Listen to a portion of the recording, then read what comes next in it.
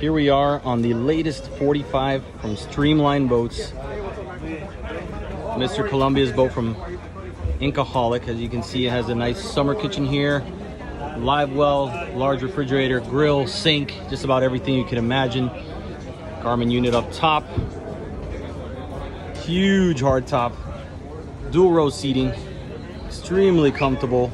Let me show you here real quick the quad 400s.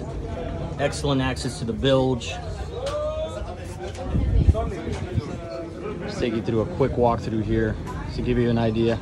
This is about a 13-foot beam, 45 feet long. Two huge 24-inch Garmins. It's just a massive cockpit space. See if I can tuck in here and just get you a nice look directly. Little natural light from that panoramic sunroof, if that's what you call that. A nice enclosed windshield. Huge cabin space. Private bathroom. Let me peek in there.